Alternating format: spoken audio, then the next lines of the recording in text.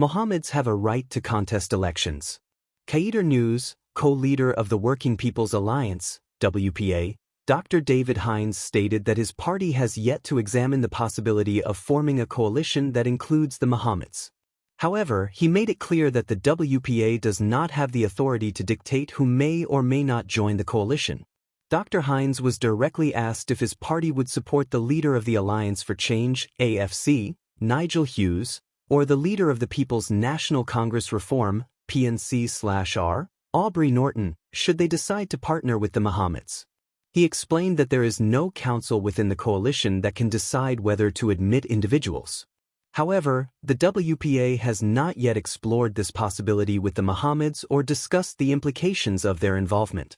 We have not studied that yet, and I suspect there are sensitivities regarding the Mohameds.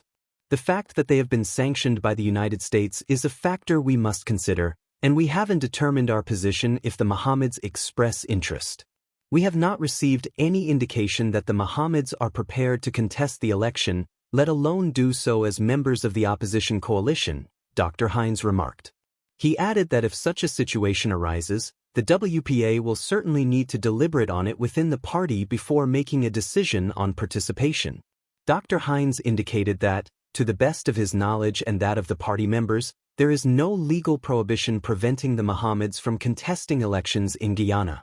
They have not been sanctioned by the Guyanese government, and we do not know that economic sanctions disqualify an individual or group from participating in elections. We do not want to prematurely pass judgment on the Mohameds based on their entanglements with the United States, he explained. Dr. Hines stated that based on the party's assessment, the Mohameds have every right, like any other individual or group in society, to participate.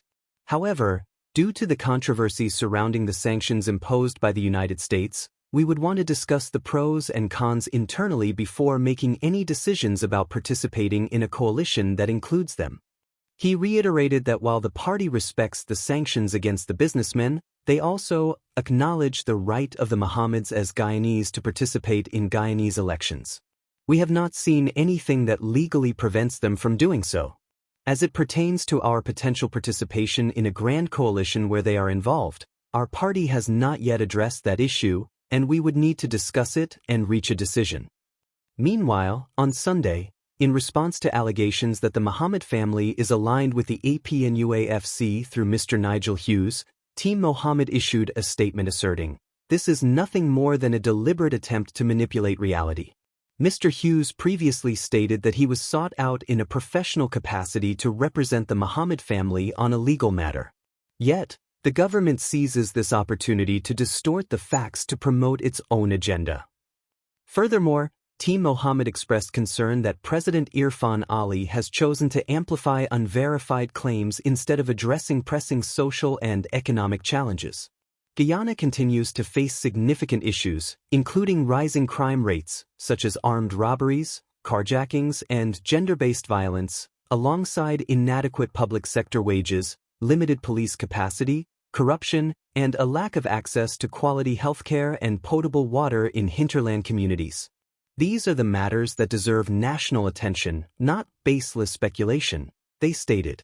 The statement emphasized, in an age where social media reveals the truth for all to see, it is clearer than ever that the PPP government feels threatened. With many Guyanese living below the poverty line and struggling to meet basic needs, it is shameful that the government resorts to spreading misinformation instead of addressing the real issues facing the people of this great nation. We have said it before, and we will say it again, we are not aligned with any political party. Time and again, we have made this clear, yet false narratives persist. The cries of our people cannot be ignored. They need assistance, someone to listen and acknowledge their struggles. Instead of addressing these concerns, the government chooses to weaponize state machinery against us. In conclusion, Team Mohamed reiterated, should Mr. A. Mohamed decide to run for office, he is compassionate, capable, confident, committed, and competent to do so without the affiliation of any political party.